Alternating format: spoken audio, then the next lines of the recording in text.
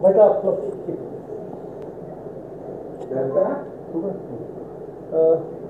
जी, उत्तर प्रदेश में गठबंधन का प्रदर्शन कैसे रहने वाला है, क्या दिक्कत लग रहा देख के, मतलब वो सब उम्मीदवार मैदान में आ चुके हैं? देखिए, जो गठबंधन की ज़मीनी हकीकत है वो तो ये है कि गांव में 70-80% लोग इकट्ठे हुए हैं, पिछड़े दलित साथ में हैं और हर वर्ग का साथ है। दोनों पार्टियों में विभिन्न वर्गों के लोग भी जुड़े हैं। मैं कह सकता हूं भारी सफलता मिलने वाली है। बीजेपी टीवी में तो जीत सकती है, समाचार पत्र में अपनी जीत को छपवा सकते हैं, सर्वे अपना दिखा सकते हैं, लेकिन जिस दिन वोट पड़ेगा उस दिन गठबंधन भारी वोटों से जीतेगा। फाइट किससे है आपकी, कांग्रेस से या बीजेपी से? नहीं, मैं देख रहा हूँ बीजेपी से डेट टू डेट लड़ाई है सीधी। हम लोग व्यवहारिक बात बोलते हैं, राजनीति में कुछ भी हो, लेकिन कांग्रेस कहाँ लड़ाई में है? कांग्रेस के पास प्रत्याशी कुछ भी हल्ला करते हो, पर वोट कहाँ जमीन पर? 72,000 का वायदा है राम प्रसाद होता है कांग्रेस के लिए? मैं कह सकता हूं कि ये सब बातें कहकर आप लोगों की भावनाओं से खेल सकते हो। 15 लाख की तरह 72,000 की बात भी कह सकते हैं। भाई, लोग जिंदगी की समस्याओं के समाधान चाहते हैं। ये आम चुनाव है, देश के आम लोगों की जिंदगी से जुड़ी समस्याओं के विषय में आप क्या बोलना चाहते हैं? पढ़ाई के लिए क्या कह रहे हैं आप? स्कूल बदलेगा, गाँव को नहीं बदलेगा? बेरोजगार के लिए कैसे उद्योग लगेंगे? गाँव के विकास की क्या रणनीति होगी? आने वाला गाँव के लोगों का भविष्य क्या होगा? गरीब के किसान कर्ज से कैसे मुक्त होगा और किसान कर्ज ना लेना पड़े, इसके लिए क्या व्यवस्था करेंगे? आप हमारी ज़रूरत की चीज़ों की कीमत कैसे तय करेंगे? उसका निर्धारण का फॉर्मूला क्या होगा? हमारी फसल की कीमत कैसे ज़्यादा देंगे? जब हमारी ज़िंदगी से जुड़े सारे मुद्दों पर चर्चा हो, बात हो, तय हो, तब किसी एक बात को कहकर आप वोट लेना चाहते हैं, फिर आप धोखा देना चाहते हैं। आप में और बीजेपी में फ़र्क क्या है फिर? भाई, हम चाहते हैं कि ये आम चुनाव है, आम लोगों की समस्याओं समाधान पर क्या करने वाले हैं आप, ये बताएं स्पष्ट रूप से। इसके अलावा जो बात बोल रहे हैं वो गुमराह करने वाली है। मायावती से ज्यादा तुलनात्मक अगर देखा जाए तो अखिलेश को लोग चाहते हैं पीएम के तौर पर, तो कैसे मैनेज हो पाएगा इस पूरा मामला? सीटें आपकी आती हैं तब? देखिए, हमारे नेता आदरणीय अखिलेश जी ने स्पष्ट रूप से कह दिया कि मैं प्रधानमंत्री का दावेदार नहीं हूं। तो अब चाहने ना चाहने का सवाल नहीं है, प्रधानमंत्री बनने वाले व्यक्ति ने अपनी बात कह दी है और उन्होंने ये दूसरी बात कही है कि उत्तर प्रदेश से ही कोई प्रधानमंत्री होगा। तो आप सोचते हैं हम लोग गठबंधन में हैं, और मैं कह सकता हूं कि जिसे देश चाहता है और जो भावनाएं होंगी वो प्रधानमंत्री पद का दावेदार होगा। अखिलेश जी उसके साथ होंगे। आप ये मानते हैं कि क्षेत्रीय पार्टियां अपने अंतिम दौर में हैं, क्योंकि कांग्रेस और बीजेपी नेक टू नेक की स्थिति में खड़ी है पूरे देश में? आप केवल की बात कर रहे हैं?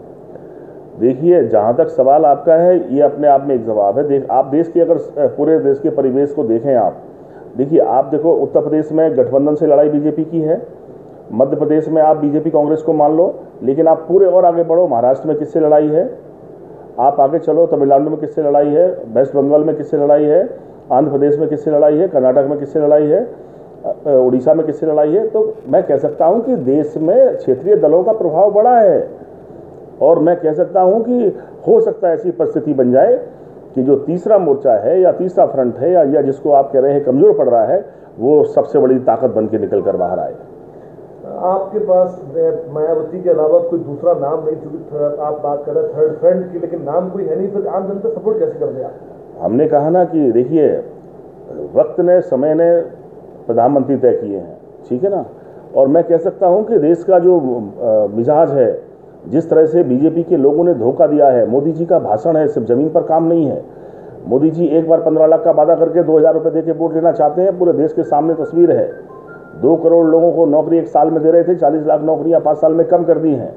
किसान को 1.5 गुनी कीमत दे रहे थे, किसान को अपनी कीमत नहीं मिली है। सब वर्गों को धोखा दिए, उनकी योजनाओं से नुकसान हुआ है। नोटबंदी से देश के लोग बर्बाद हुए हैं, गांव खाली हो गए हैं। नोटबंदी का असर यह है, गरीब किसान की बेटियों की शादी रुकी हैं। नोटबंदी का असर यह है कि आज गांव में छोटी छोटी बीमारी बड़ी हुई और लोगों की जानें चली गई हैं। आप उपलब्धि गिना सकते हैं नोटबंदी को, पर वहाँ तो जिंदगी के सवाल जुड़े थे, जिंदगी लोग बर्बाद हुई हैं। इन सब का जवाब वोट पड़ने वाले दिन मिलने वाला है। 5 लाख की आयुष्मान योजना को क्या आप बेईमानी मानते हैं? बिल्कुल बेईमानी मानते हैं। आप कब तक धोखा देंगे? 5 लाख की योजना बताते हैं, आप किनको देने जा रहे हैं उसके लिए नियम कानून देखो। बीपीएल सूची धारकों की बात करने लगते हैं आप, उसके बाद आय का निर्धारण करने की बात करने लगते हैं। 50 करोड़ लोगों की बात करें, 50 करोड़ लोगों को आप सहायता करने वाले हैं, लेकिन उसके मानक ऐसे हैं कि 10 करोड़ लोग भी इस देश के नहीं आते उस मानकों में। आप पढ़े लिखे लोग होकर गुमराह कर सकते हैं। नीतिगत बात की जो व्यवहारिक फैसले हैं, 5 लाख की बीमा योजना, किसी डॉक्टर के पास चले जाइए आप, जिन अस्पतालों को निर्धारित किया है, कम से कम उनके पास एक बार प्रेस के लोगों को जाना चाहिए और मोदी जी की असलियत क्या है इसको जानने की जरूरत जरूर है कि 5 लाख की योजना में जो बीमारियों के इलाज के लिए पैसा निर्धारित किया, उनका पैसे का बजट क्या है, किस ऑपरेशन पे कितना पैसा मिलने वाला है, हार्ट के ऑपरेशन को कितना वजन है। जब उसमें 1.25 लाख से अधिक प्रावधान ही नहीं है तो 5 लाख की बात क्यों कह रहे हैं आप? फिर एक बार धोखा दे रहे हैं, हर पॉलिसी पे धोखा देना चाहते हैं। 50 करोड़ लोगों का प्रीमियम सरकार देने जा रही है। क्या ये पूरे देश को नहीं मालूम है कि जिस तरह से इंश्योरेंस एजेंसियों ने, कंपनियों ने, देश के बाहर की और देश के प्राइवेट सब जो भी है, कितने मुनाफा कमाया है? जो प्रीमियम दिया जाता है किसी योजना में उसका 30-40% भी क्लेम नहीं देते। एक बार आपने इस योजना के नाम पर देश के करोड़ों लोगों के पैसे को कहीं ना कहीं कंपनियों के खाते में डलवाया है और ये भी कहीं एक न एक दिन इसकी जांच होगी, तब इनकी असलियत समझ में आएगी ये किसको फायदा पहुंचाने की योजना थी। आपकी पार्टी में झांसी का टिकट घोषणा के बाद में फूट सी पड़ गई है, सारे अलग अलग फड़ बन गए हैं, ऐसे में कैसे आप चुनाव निकाल पाएंगे? नहीं, देखिए कोई विवाद नहीं है, हम सारे लोग साथ हैं। जो लोग प्रत्याशी टिकट मांग रहे थे सारे लोग एक साथ सुंदर सिंह जी के साथ खड़े हैं, पार्टी के फैसले के साथ खड़े हैं। अखिलेश जी के साथ ही नहीं है, अखिलेश जी के साथ मरने मारने तक खड़े हैं। हम लोग अपनी जीवन कुर्बान करने को उनके नाम पर तैयार हैं।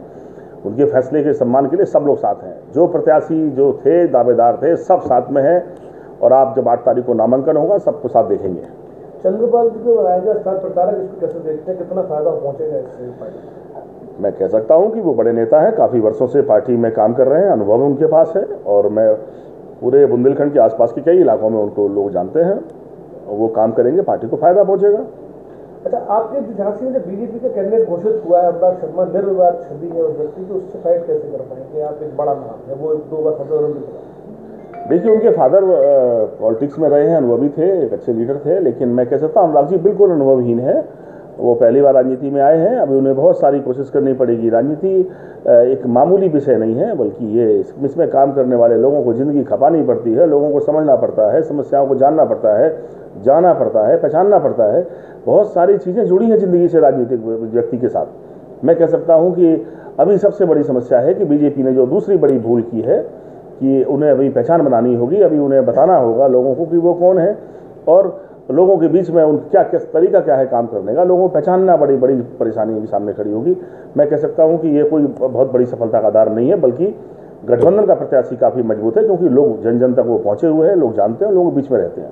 कितनी सीट निकालेगी पार्टी बीजेपी? मैं कह सकता हूँ कि 73 के ऊपर फैसला होगा।